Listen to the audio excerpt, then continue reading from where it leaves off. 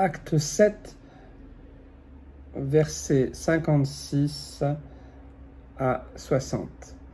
Il est question d'Étienne, cet homme qui a été désigné au chapitre 6, on l'a lu, il a été désigné comme diacre par les apôtres et par le peuple.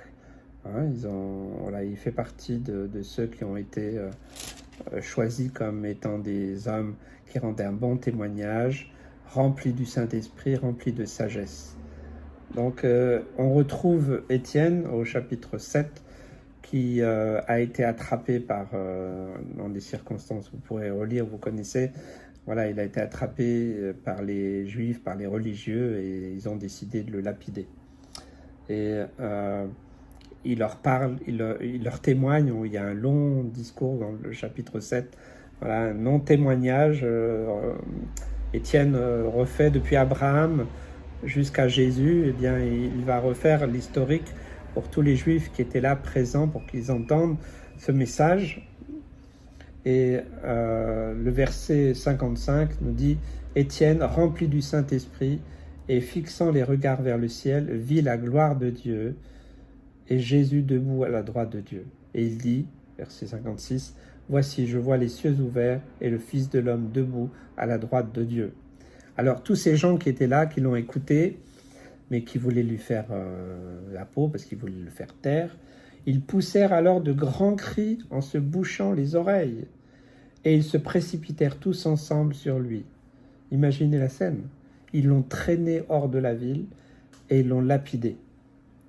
Les témoins déposèrent leurs vêtements aux pieds d'un jeune homme nommé Saul. On en parlera plus tard de ce fameux Saul. Ils lapidèrent Étienne qui priait et disait « Seigneur Jésus, reçois mon esprit ». Il a cette parole un peu similaire à celle de Jésus sur la croix. Puis s'étant mis à genoux, il s'écria d'une voix forte « Seigneur, ne leur impute pas ce péché ». Et après ces paroles, il s'endormit. Il ne dit pas qu'il est mort, il s'est endormi, puisqu'il a été accueilli immédiatement, bien sûr, par Jésus, qui était debout déjà à la droite du Père et qui était là prêt à lui prendre la main. Quel témoignage! Alors, peut-être certains disent, oula, finalement, je ne veux pas être diacre ou diaconesse, parce que si ça doit se terminer comme ça. Je crois qu'il nous faut réaliser cela. C'est que quand on sert, soit tous les ministères, mais le diaconat, c'est aussi un ministère. Il y a ceux qui servent dans les clubs d'enfants, à la louange, à la sono, au ménage, enfin dans une assemblée locale, il y a plein de services, de diaconat. Alors, c'est pas toujours facile quand on sert, parce que les autres peuvent nous jalouser, peuvent nous reprocher plus de choses. C'est pas simple. Et puis aussi les gens du dehors, qu'est-ce que tu fais? Ah, tu fais ça toi, tu te fais exploiter. Mais voilà, le témoignage peut être difficile aussi. Mais aussi, eh bien, autant Étienne et ses compagnons, ils étaient au service dans des choses très pratiques, autant c'était des hommes remplis de l'Esprit de Dieu et qui témoignaient.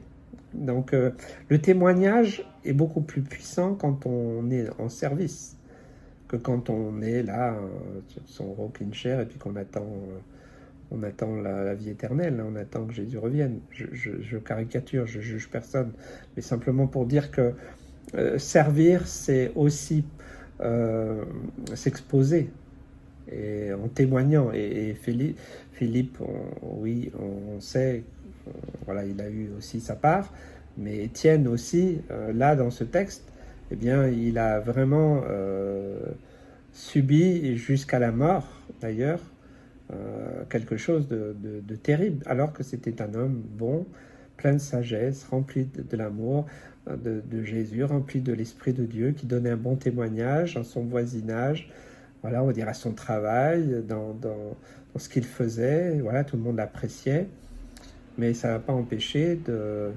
se retrouver lapidé. Donc, service, voilà, on dit, voilà, c'est une devise, avoir sauvé pour servir. Ok, ok, servir comme témoin. Ben, témoin, c'est la définition de témoin, c'est martyr. Hein, donc on ne cherche pas le martyr, mais je crois qu'il peut venir aussi. Hein. Il y a plusieurs formes de lapidation. On peut être lapidé de son travail, de sa famille. C'est un rejet, ça peut être une opposition, ça peut être une difficulté qui fait que eh bien, c'est compliqué, c'est difficile.